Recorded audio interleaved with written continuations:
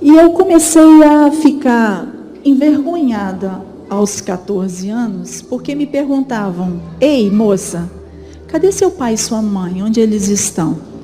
E eu era como uma mulher viúva de um marido vivo. Eu só disse: nunca mais eu coloco os pés nesse bairro chamado Tucum. Nunca mais. E fui embora da minha casa com o meu filho. Eu levantei e disse assim: eu não quero ir para esse céu de hipócritas. E comecei a fazer tudo aquilo que eu nunca tinha feito. Se você é meu amigo, você não vai me dar o conselho de voltar para Jesus. E aí ele empurrou a Bíblia na minha direção, eu peguei a Bíblia e rasguei ela. E olhei e falei: você não serve para ser meu amigo porque você quer me dar mau conselho. E eu não vou voltar para Jesus, sabe por quê? Onde é que estava Jesus quando eu precisei dele? A garota bambucha, a Patricinha, a Barbie, porque eu era emperequetada da cabeça aos pés. E eu olhei para o céu e disse: ei, Deus, você está pensando que é quem, hein?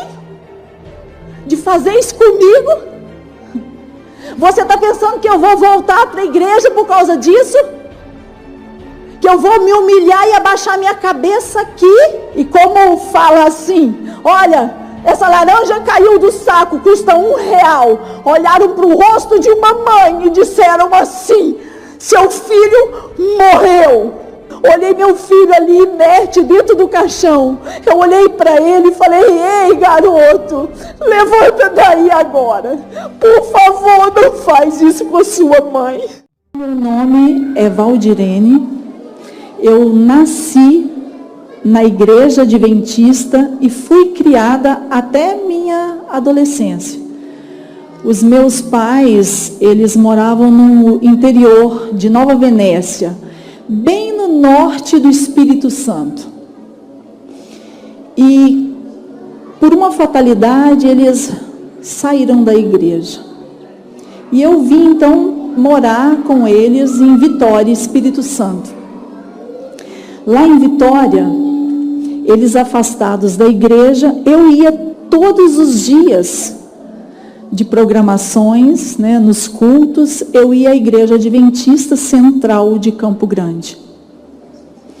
E eu comecei a ficar envergonhada aos 14 anos, porque me perguntavam: ei, moça, cadê seu pai e sua mãe? Onde eles estão? E eu falava assim: ah, eles estão em casa, mas eu tinha vergonha de falar que eles não estavam na igreja. E eu comecei a deixar de ir. Até que eu conheci um jovem não adventista, me namorei por ele, e aos 18 anos eu me casei, contra a vontade do pai, contra a vontade da mãe. Eu era uma adolescente meio rebelde, e os adolescentes aqui vão entender o que eu falo. Achava careta quando a mãe regulava o tamanho da saia, mesmo ela fora da igreja, né?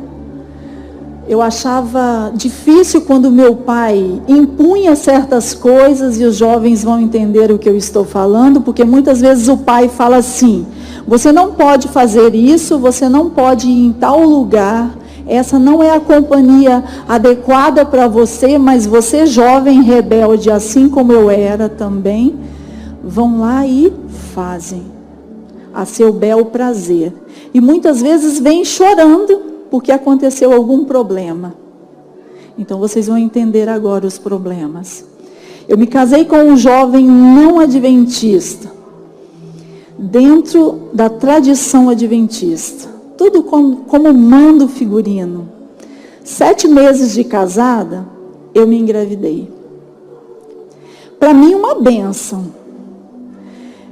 O sonho de toda mãe. Mas eu comecei a ficar receosa fora da igreja, pensando assim: nossa, eu já fiz tanta coisa com rebeldia. Eu fiquei com medo que Deus me castigasse. E sabe para onde eu fui? Para a igreja, grávida. Quando eu ganhei o meu bebê, Imagina um menino pintado a pincel. Sabe? Deus, ele fez a obra-prima. Era o Lohan. Lindo, pintado a pincel. Eu servia a Jesus porque eu me batizei. Eu pregava o evangelho, eu saía para fazer trabalho missionário. Enquanto eu servia a Jesus, sabe a quem meu marido servia? O mundo. Passava noites nos bares, se divertindo, e eu era como uma mulher viúva de um marido vivo. Ele não participava de nada nas programações que eu ia, em nada. Com 6 anos de casado, eu descobri que esse marido que perdia noites e aprontava, eu descobri que ele se envolveu com drogas. Ele era subgerente da Caixa Econômica Federal, ia ser o gerente. E então, eu não aceitando essa situação, porque eu trabalhava na escola adventista, eu dava aula, e meu filho entregava folhetos. Ele era um pequeno missionário. Então, às vezes, 700 folhetos por semana, pregando a volta de Jesus. Eu não queria esse exemplo ruim na vida dele. E eu resolvi, então, me separar, quando eu descobri que ele fazia algo de errado, usava drogas. E quando eu me separei dele, eu comecei a descobrir também adultério e tantas outras coisas mais. Foi aí então que eu proferi uma palavra que eu não costumo usar. A palavra nunca. Eu saí do lar onde eu morava, num bairro chamado Tucum, Cariacica. Eu não olhei para trás, eu só disse, nunca mais eu coloco os pés nesse bairro chamado Tucum. Nunca mais. E fui embora da minha casa com o meu filho. Naquela semana eu resolvi ali ir à igreja. E quando eu sentei no banco, uma irmã colocou a mão no meu ombro e disse assim, nossa, que pena que seu casamento não deu certo. Eu já sabia disso há mais de 3 anos. Tudo que você estava passando.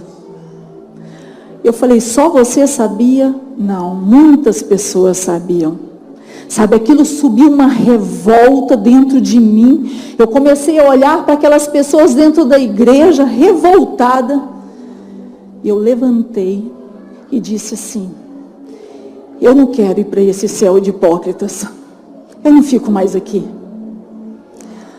Eu levantei e ela olhou para mim e falou, irmã, espera. Eu falei, não, me esquece. Nunca mais eu coloco os pés dentro dessa igreja. Nunca mais eu coloco os pés dentro da igreja de Campo Grande. E eu saí. Até que os amigos da igreja resolveram me procurar. E eu resolvi tomar uma atitude. Saí do emprego da escola adventista. E comecei a fazer tudo aquilo que eu nunca tinha feito. Sair, me divertir, perder noite, ir para baladas, curtir. Era isso que eu queria. Então eles chegaram para mim e disseram assim, os amigos da igreja, Valdirene, você tem o dom especial de falar. Você é tão talentosa, volta para a igreja. Eu soube que você deixou a sua Bíblia lá na igreja e eu trouxe uma Bíblia para você. Volta para Jesus. Eu olhei para ele e falei, você quer ser meu amigo? Se você é meu amigo, você não vai me dar o conselho de voltar para Jesus. Não me oferece essa Bíblia. E ele empurrou a Bíblia na minha direção. Eu peguei a Bíblia e rasguei ela. E olhei e falei, você não serve para ser meu amigo porque você quer me dar mau conselho. E eu não vou voltar para Jesus, sabe por quê? Onde é que estava Jesus quando eu precisei dele? E eu tenho certeza que tem pessoas aqui nessa manhã que já falaram isso. Onde estava Jesus quando eu precisei dele lá para salvar meu casamento? Onde estava Jesus quando eu passei por aflições? Onde ele estava? Sabe, E eu saí, eu não vi mais aquele irmão. E continuei a minha vida de futilidade. Sabe, os relacionamentos, eles não davam certo. Nada dava certo. Sabe aqueles momentos de felicidade, de você sair, se divertir com seus amigos e depois voltar para casa e estar vazia? Era assim. Então, a minha família resolveu voltar para a cidade natal de Nova Venécia. E eu falei, bom, eu vou largar tudo aqui e vou também. Eu tinha um namorado para o lado de lá e fui. E lá começaram ainda mais as futilidades da minha vida. Meu pai, ele me deu um carro importado. O meu Deus móvel. Era 2 no estado, eu e o filho do governador, que tínhamos esse carro. E eu adentrava nesse carro para ir para a minha nova faculdade de Direito. E eu era a pessoa mais fútil, a pessoa mais soberba, a pessoa mais arrogante que existiu. Era eu. Mais vaidosa, tudo que vocês pensarem. Eu entrava numa loja e comprava toda a coleção de roupas. Roupas curtas, roupas ousadas, decotadas. Perdia horas com estética, bronzeamento artificial, horas no salão. E eu não digo que é pecado, as mulheres têm que se cuidar, mas tudo ao extremo te afasta de Deus e é pecado, querida. Tudo que te afasta de Deus é pecado. E eu gastava horas no salão.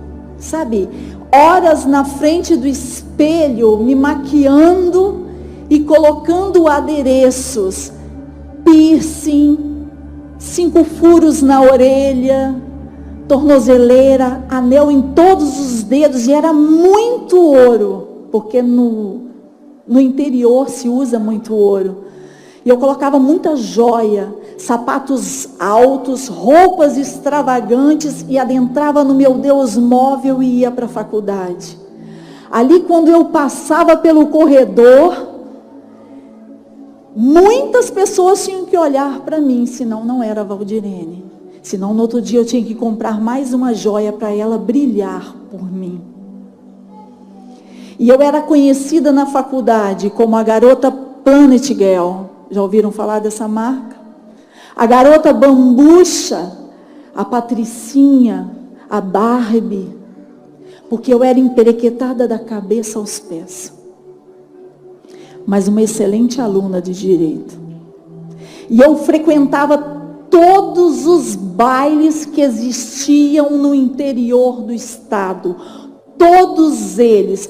E eu tinha muitos amigos. Amigos jovens, entre aspas. E eu vou falar por quê. Esses amigos adentravam o meu carro e disputavam vaga. Sabe por quê que eles iam? Porque eu pagava a entrada do baile para eles. Porque eu pagava a bebida que eles bebiam. Por isso sim, eles eram os meus amigos. E eu acreditando que eles estavam ali comigo a qualquer momento. Até que chegou um dia que um rapaz pegou a chave do meu Deus móvel e bateu o meu carro, saindo sem autorização da festa. Sabe o que o meu pai fez? O pátio cheio de carros, ele fez assim, ó. Agora, a partir de agora, você vai andar a pé. Chega. Eu vou tirar a sua mesada, o seu direito de ficar comprando um monte de coisas, e você vai para a faculdade de ônibus. E eu colocava o meu dedinho assim, eu falei, não vou andar a pé não, meus amigos vão me levar. Sabe quantos amigos me levavam para a faculdade? Você acha que é todos? Nenhum. Eles passavam direto por mim como se eu não existisse, como se não me enxergassem. Eram assim os meus amigos. As programações e festas aconteciam e ninguém me chamava. E eu já estava no 6º período de direito. E eu resolvi então dar um basta. Eu falei, agora eu vou me dedicar aos estudos e não vou sair mais. Eu era assessora do gabinete do juiz criminal da cidade de Nova Venécia. Eu estava sendo preparada para ser promotora de justiça por um membro da banca examinadora. E eu então comecei a entrar na sala de bate-papo. E não é moderno como as de hoje, não. A sala de bate-papo, eu nem sabia mexer. Existia aquele negócio de MSN, né? Alguém já ouviu falar? Acho que para os jovens é meio antigo, né? Mas os adultos aqui sabem o que eu estou falando.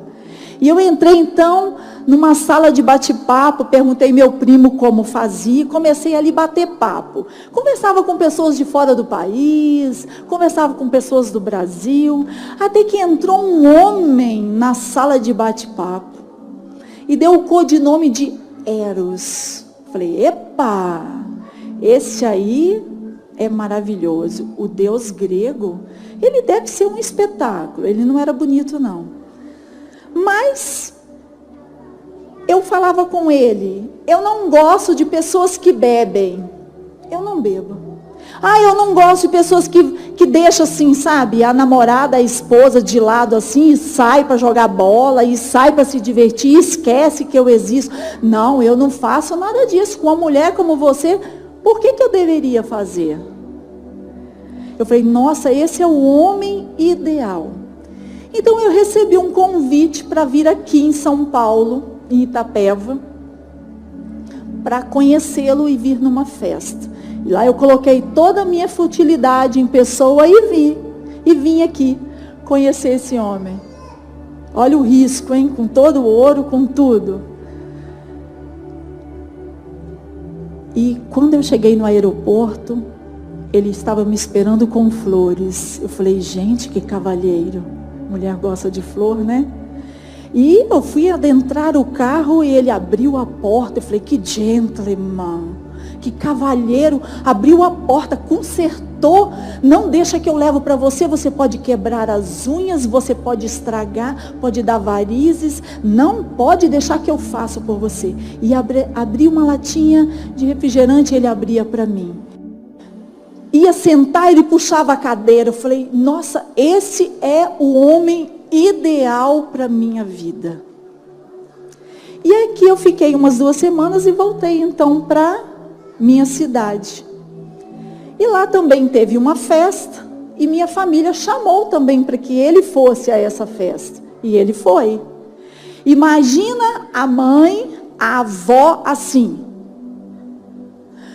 Ele puxava a cadeira para minha mãe, para minha avó, abria as latinhas, cortava vinagrete para fazer as saladas, ajudava elas a fazerem tudo, segurava a sacola e todo mundo, nossa, que homem cavalheiro. Gente, um homem desse não existe. Existe, mulheres? Que manda flores. O tempo todo, na faculdade chegavam bombons, cestas. Quando eu estava aqui em São Paulo, até champanhe e chocolates me esperavam no quarto do hotel.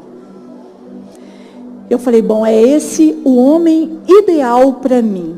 E eu comecei a namorar este homem à distância.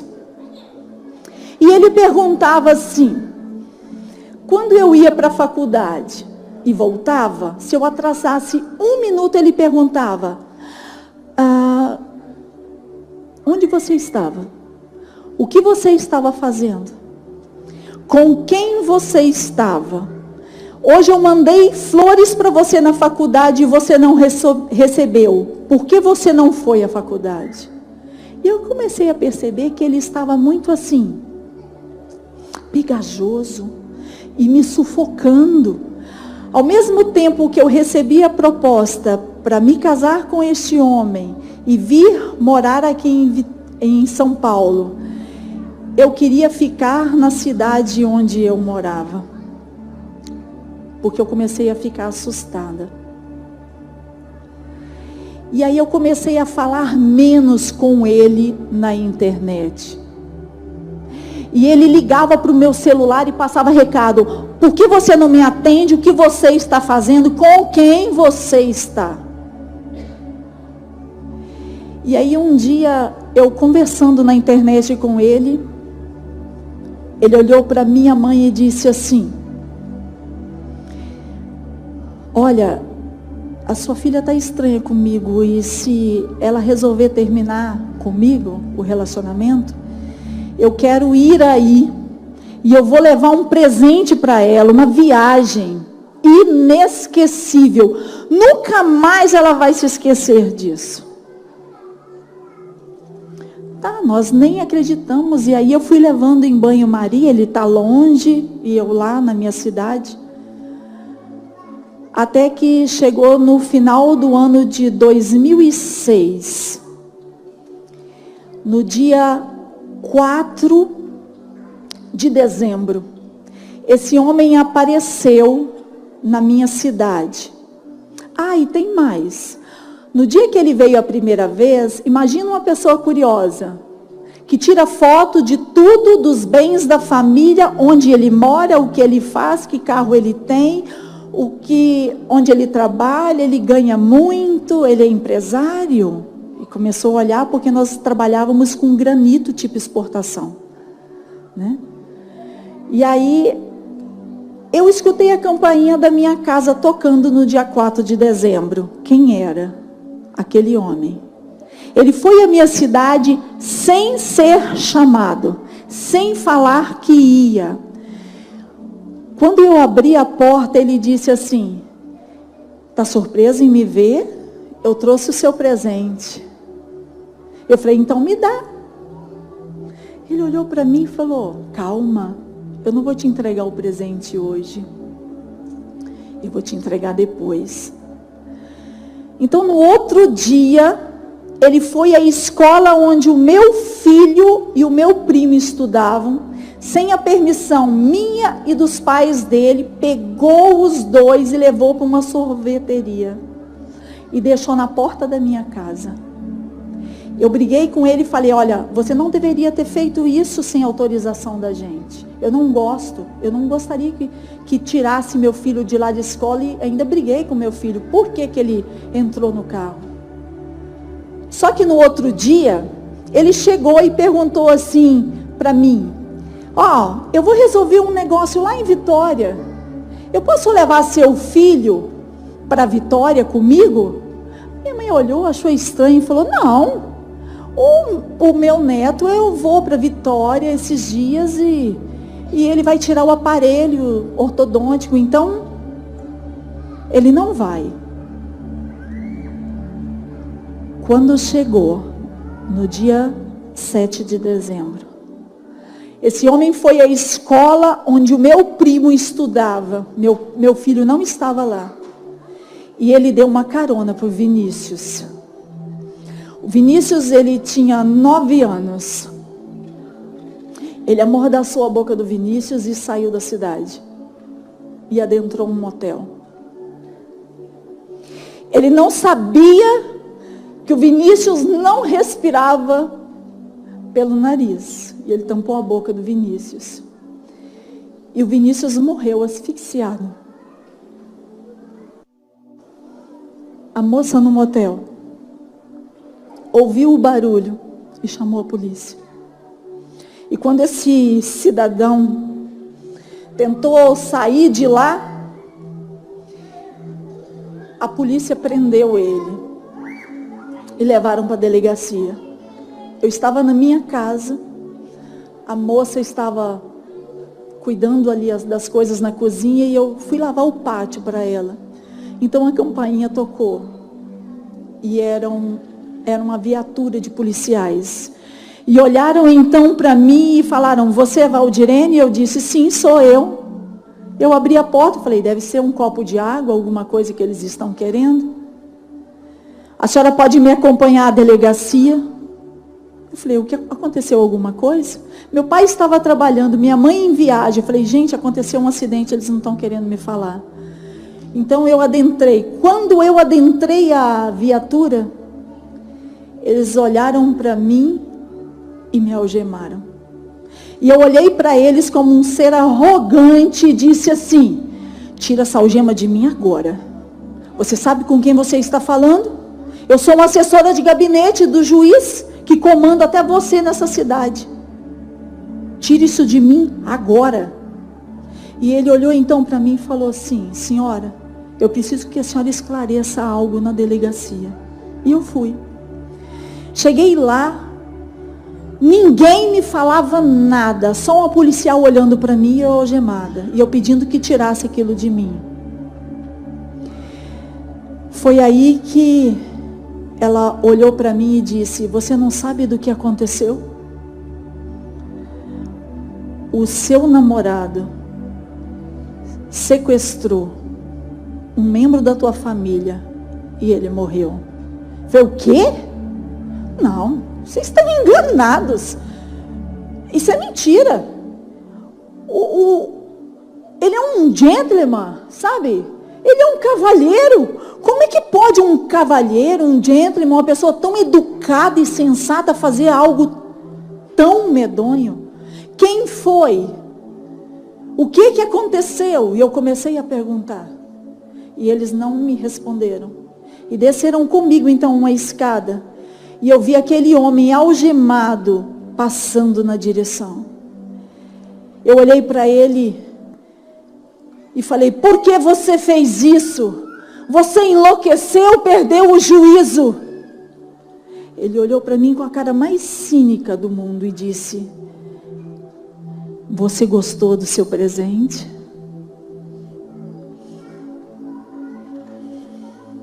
Se você não for minha, você não vai ser de mais ninguém. O meu plano não deu certo. E você não vai sair dessa. Foi aí que eu soube que ele tinha tirado a vida do Vinícius. Logo pequeno, que não saía de lá de casa e brincava com o meu grandão, o Lohan. 15 anos, meu filho.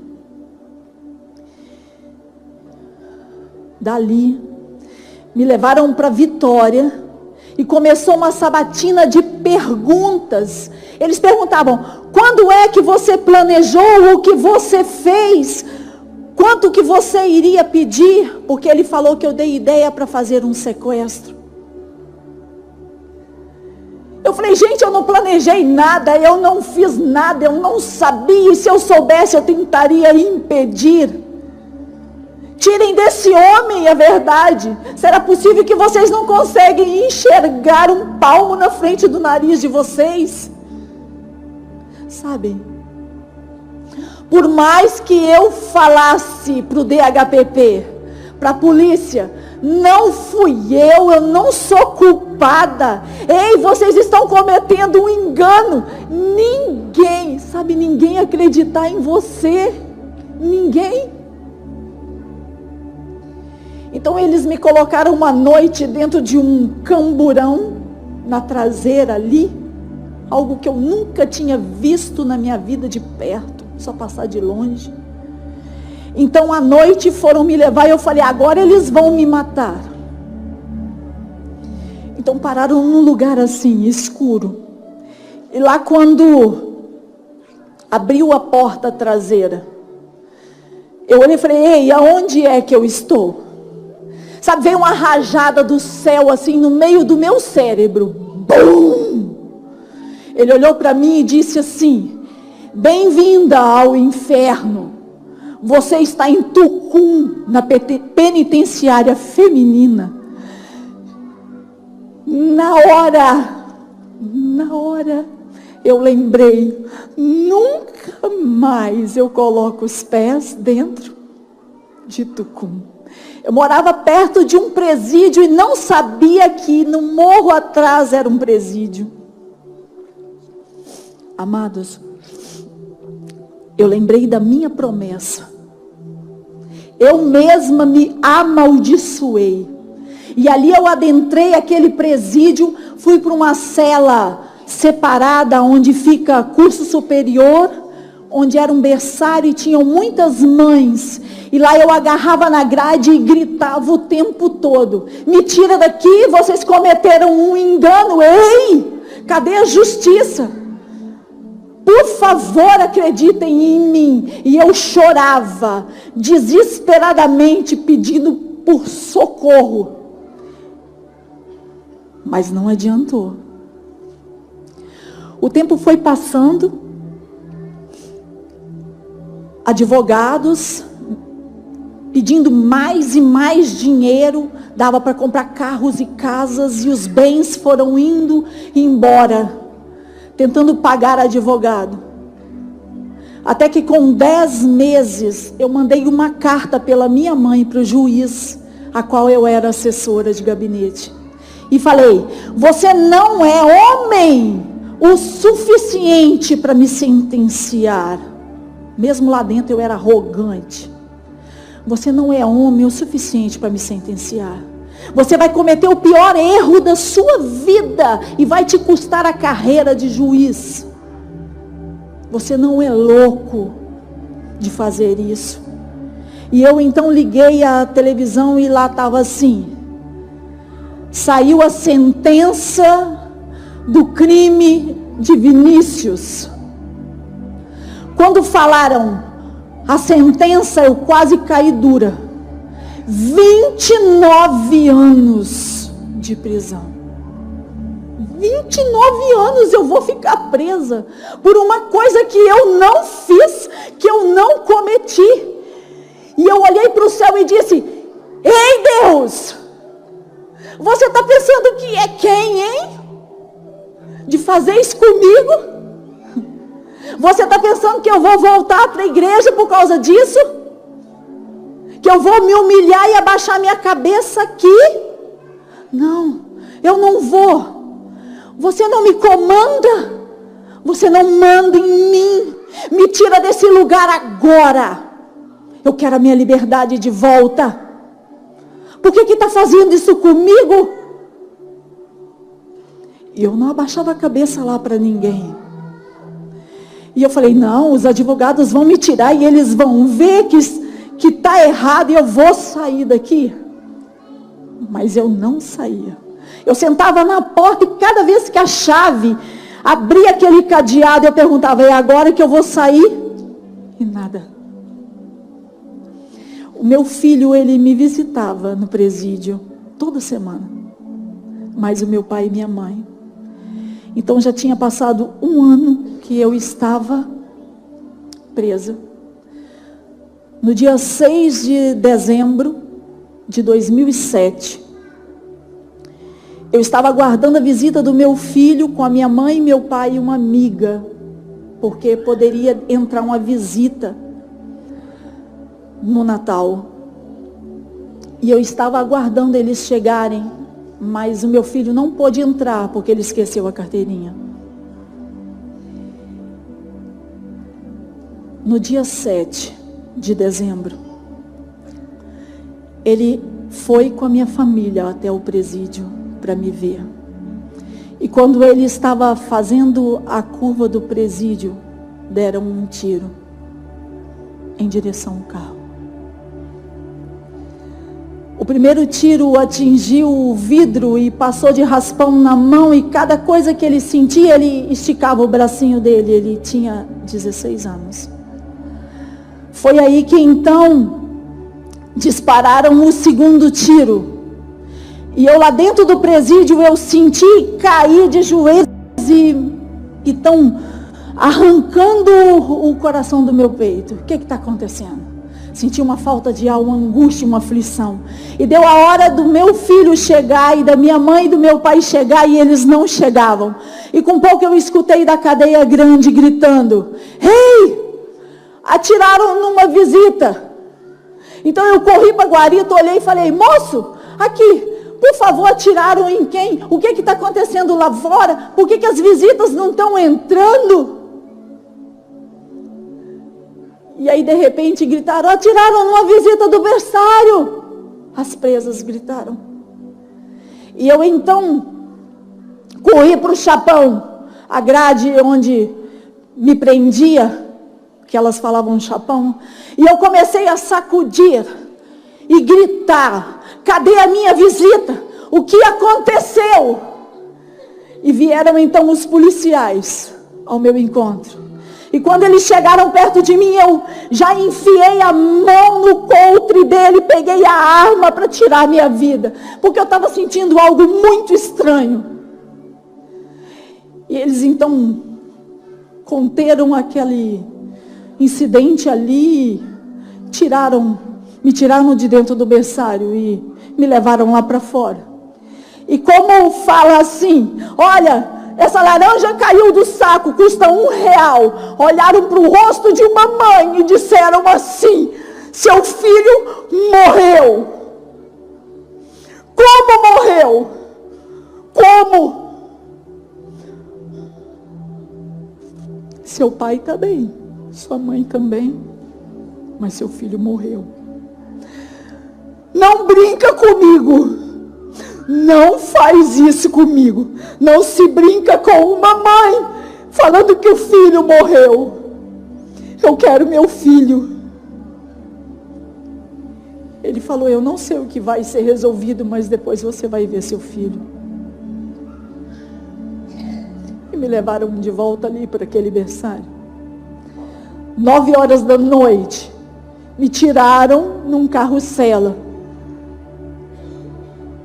E eu que dentro do presídio me recusei a ouvir o Espírito Santo de Deus falando ao meu coração quando eu lembrava dos hinos da igreja, inclusive a música Além do Rio. Eu me recusava em cantar, em louvar, em orar. Eu tive que ir ao encontro do meu filho. Quando me tiraram do carrossela, que eu vi aquele corredor, sabe?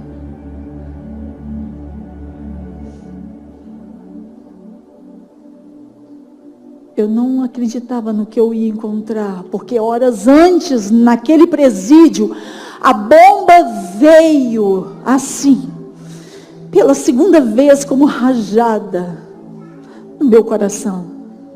Quando o advogado adentrou o presídio e foi me falar onde o corpo do meu filho seria velado, eu respondi no lugar dele: Igreja Adventista Central de Campo Grande. Nunca mais coloco os pés.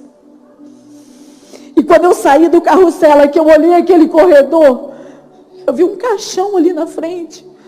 E eu fui entrando, sabe, o meu coração ele foi sendo esmagado e ficou em pedaços até eu chegar lá na frente. E eu cheguei lá na frente, olhei meu filho ali inerte dentro do caixão. Eu olhei para ele e falei: ei, garoto, levanta daí agora. Por favor, não faz isso com a sua mãe. Levanta daí, filho. Não brinca comigo. Para todo mundo de brincar comigo. Levanta, mamãe, volta para a igreja, mas levanta daí. E ele não levantou. Ficou lá 16 anos. Uma obra-prima pintada a pincel, perdida por um tiro de uma bala envenenada chamada tum-tum.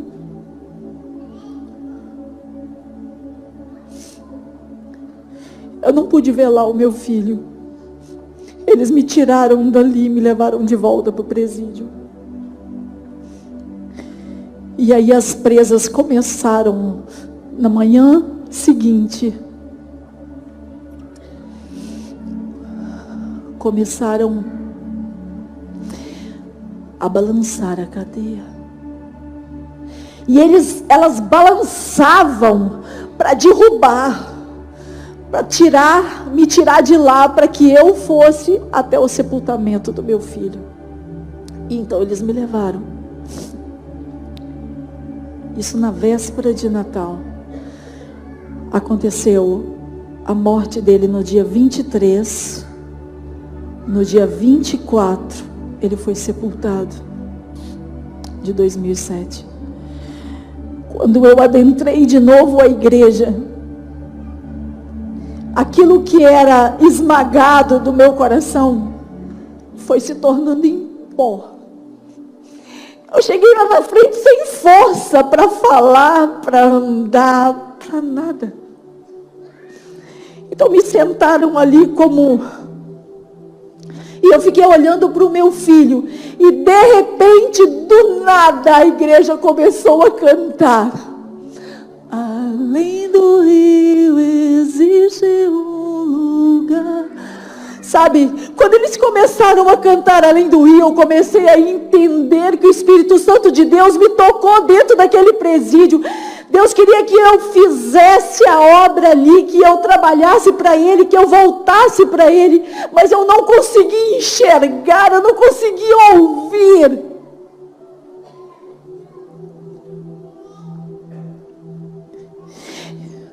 Eu não voltei por amor, eu voltei por dor. Sabe, voltar pela dor é difícil. É difícil. Eles me levaram dali do sepultamento do meu filho.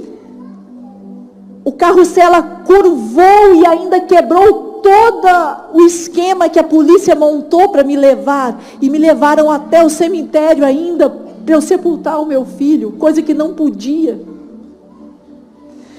Não é fácil uma mãe ver um filho no caixão. Não é fácil, a ordem natural das coisas não é essa. É um pai sepultando um filho, não é. É o filho sepultar o pai.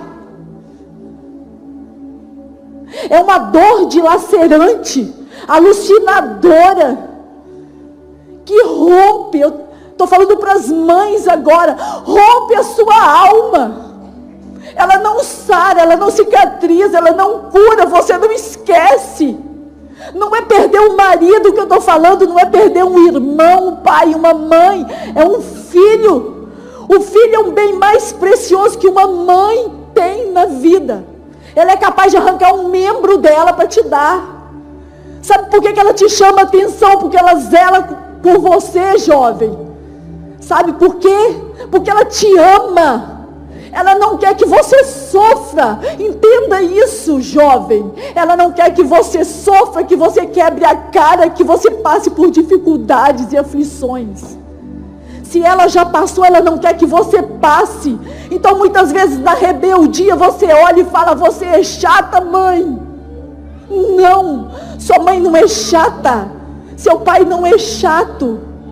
Não é controlador, ele te ama. Ela te ama. É esse amor de mãe que eu estou falando agora. Uma mãe que sente saudade.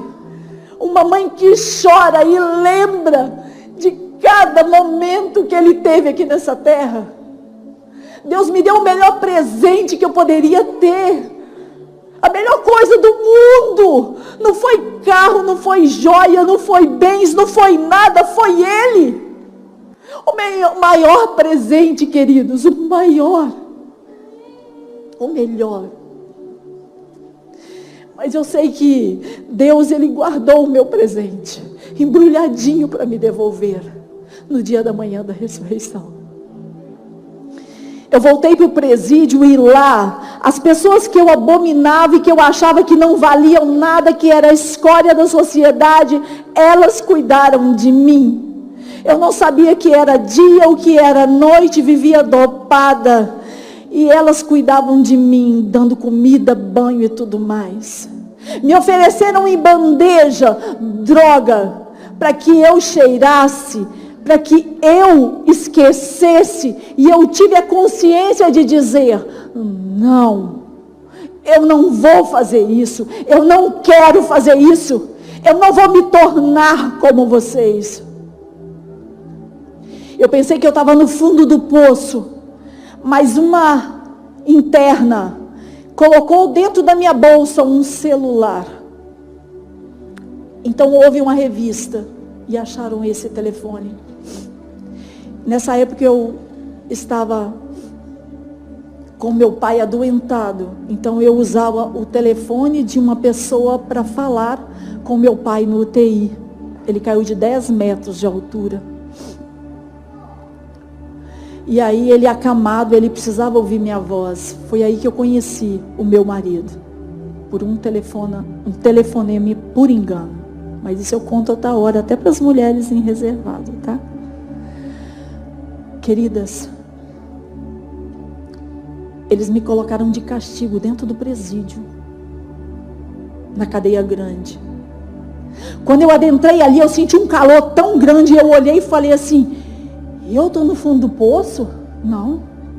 Elas estão no fundo do poço. Ali eu vi Jesus sendo crucificado, mulheres sendo açoitadas até a morte, pessoas serem exterminadas por telefone, a maldade, a crueldade. Foi ali que, com menos de um mês que eu estava ali dentro, eu reconheci que eu não estava no fundo do poço e que eu precisava de ajuda. Foi aí que eu comecei a cair de joelho, depois de tanto tempo. Eu caí de joelhos e clamei, Deus, você está aí? Você pode me ouvir? Por favor, me ajuda. Se eu permanecer aqui dentro, eu vou morrer. Elas vão me matar. Não deixa eu morrer. Por favor.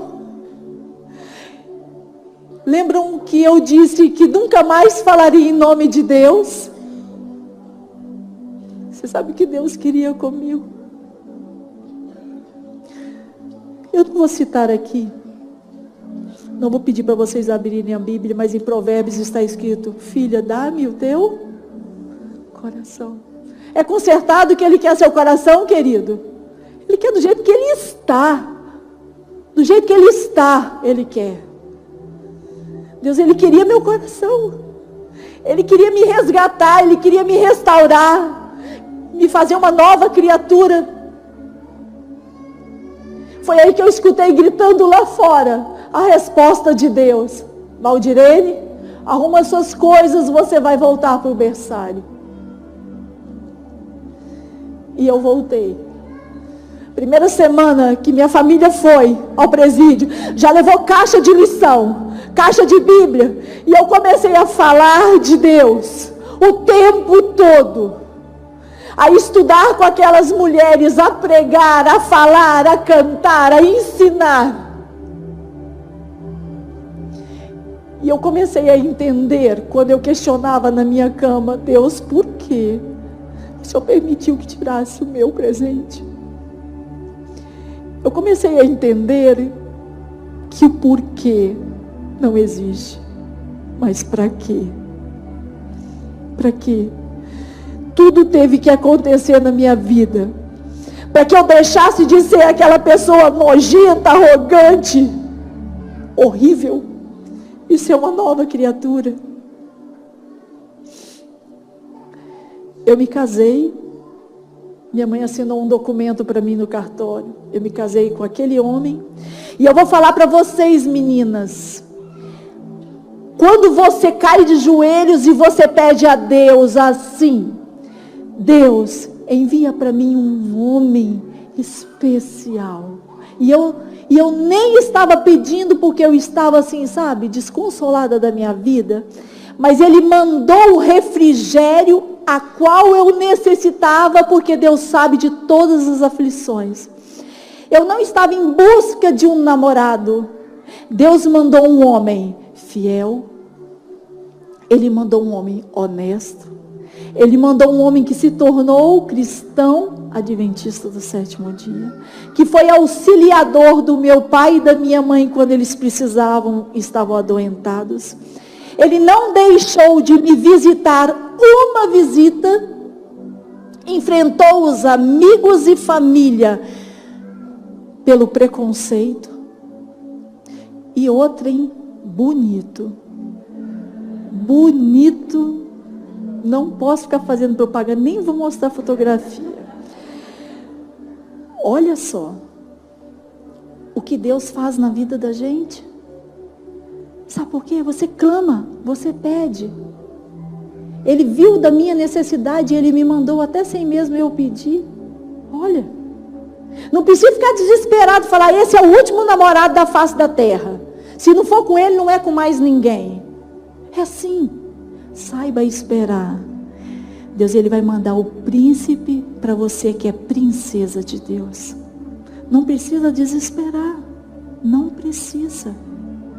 A vida dá indícios que este homem pode não valer a pena. No primeiro casamento deu indícios e eu não quis enxergar. Eu passei, a minha vida de presa foi 4 anos no fechado, mais 3 anos, 7 meses e 12 dias no semiaberto, saindo para trabalhar e retornando à noite. E lá eu cantava na grade para elas, e para que eu não fosse castigada, sabe? E tem mais, eu fiquei num presídio que podia tudo, depois eu fui para o presídio que não podia nada, sabe? Aquele presídio rigoroso. E lá, eu vou falar para vocês que estão aí ligadinhos em coisas do mundo, cuidado com a internet. Lá é lugar onde o filho chora e a mãe não vê. O filho passa fome e a mãe não sente. Onde você tem tudo do bom e do melhor dentro da tua casa. Caminha arrumada, roupinha lavada, comidinha pronta, tudo bonitinho. Mas lá não. Lá a minha vaidade caiu por terra, porque eu tinha que usar roupas que não eram minhas, eram de todas. Eu tinha só um prato, uma caneca e um copo. Lençol, nada era meu. Não podia entrar uma comida gostosa da mamãe. Nada. Eu cheguei a pesar 52 quilos. Eu desmaiava em cima das caixas de costura, porque eu trabalhava no semiaberto. Quando me liberaram para ir para a rua, eu então tomei uma decisão. Nós tínhamos 4 saídas temporárias: Dia das Mães, Dia dos Pais, Dia das Crianças e Natal. E mais uma saída extra, numa data à nossa escolha, que ficava 1 semana em casa. E então eu soube que o marido iria se batizar. E eu falei, poxa, eu sempre falo que eu quero ir para o céu, que eu quero rever o meu presente, e eu estou ficando para trás. Então eu conversei com o pastor, e resolvi me batizar e dar o meu testemunho naquele dia. Desde então eu venho servindo ao Senhor, e não há lugar algum impossível que Ele me chame, que eu não vá. Canal Semeando Vida. Deus dá o crescimento à semente que é plantada em terra boa. Deixa aqui o seu comentário, se inscreva no canal e ative as notificações para receber mais conteúdos que irão abençoar a sua vida. Até a próxima e fiquem com Deus.